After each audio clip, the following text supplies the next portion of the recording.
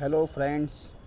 હા, મારે એવું કંઈ કરવાની જરૂર નથી, કારણ કે 2 અઠવાડિયાથી હું ગાયબ હતો ત્યારથી બધા આ જ જોવે છે ને. એટલે જ મેં કીધું કે હવે આપણે પણ ઓન કેમેરા આવવું પડશે.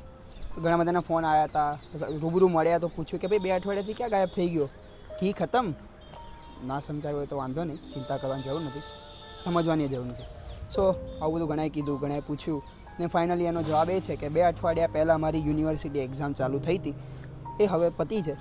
હવે ફ્રી થયો 2-3 દિવસ માટે એટલે આવી ગયો ને ફાઇનલી હવે કંઈક ને કંઈક આવશે.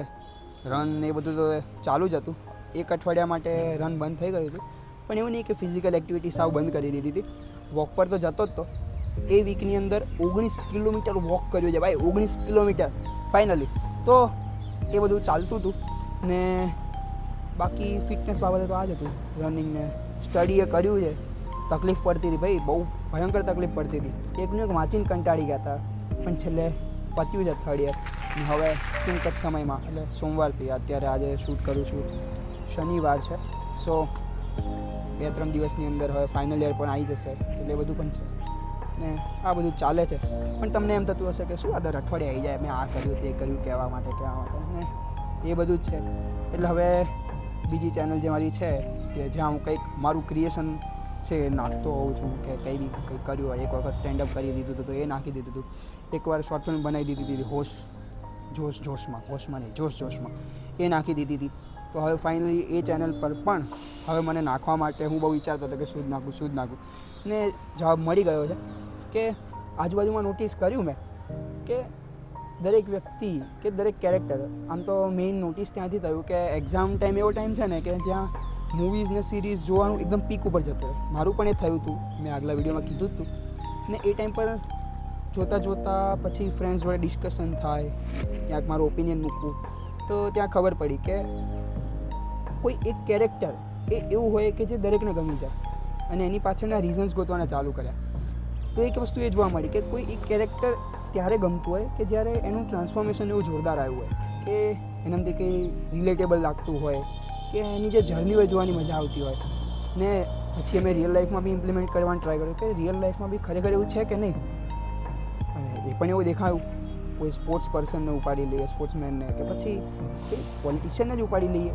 જેનું સ્ટ્રગલ વધારે દેખાય છે એ વધારે વોટ લઈ જાય છે. બાકી જેણે જન્મતા જ વિમાનમાં બર્થડે પાર્ટી કરી છે એ હાલની તારીખે પણ ક્રિટિસાઇઝ જ થાય છે.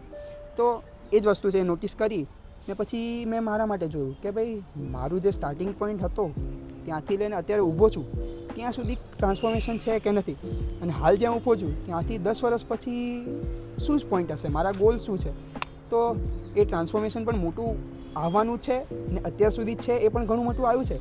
તો આ ચેન્જીસ બનાવવા માટે કયા કયા પરિબળો જવાબદાર છે, કઈ સ્ટોરીઝ એવી મારી આજુબાજુમાં બની છે, એ બધું વિચારતો હતો. ને પછી થયું કે આ જ વસ્તુ હું બીજાને આપી ને શું કહેવાય કે મારી જર્ની શેર કરું તો કદાચ એ લોકોને પણ કંઈ શીખવા મળે, ઇન્સ્પિરેશન મળે, અને મારા લર્નિંગ્સ હું શેર કરું. તો ફાઇનલી એ જે બધા લર્નિંગ્સ છે, ઇન્સિડન્ટ્સ છે, સ્ટોરીઝ છે, સ્ટોરીઝના ફોર્મમાં હું કહેવા માગું છું. એના પર હવે ફાઇનલી કામ સ્ટાર્ટ કરી દીધું છે. 1-2 દિવસથી લખવું જ પડે, કારણ કે ક્લેરિટી ત્યારે જ મળે અને પ્રેઝન્ટેબલ પણ ત્યારે બને. એવું નથી કે કંઈ ફેક કહેવું છે કે કંઈ વધારે પડતું બનાવીને કહેવું છે, પણ જે છે એ કહેવા માટે પણ એક પ્રેઝન્ટેશન જરૂરી છે. તો ફાઇનલી એના માટે પણ કામ ચાલુ કરી દીધું છે. તો આવનારા સમયની અંદર એ જોવા મળશે. તો આ જ છે આ વીકનું ફાઇનલ અપડેટ. કોઈ સ્ક્રિપ્ટિંગ નથી, કોઈ ખાલી ખોટો શોર બકોલ નથી, પણ આ જ ફાઇનલ અપડેટ છે. તો સ્ટે ટ્યુન. હવે નેક્સ્ટ વીકથી પોસ્ટિંગ્સ ચાલુ થશે, એમાં કંઈક જોવા મળશે, શીખશું, તો એ પણ અહીંયા શેર કરીશ. ને બાકી મેઇન ચેનલ પર પણ જે વિડીયો બધા નાખીશ એ જોશો તો મજા આવશે. સો સ્ટે ટ્યુન. બાય.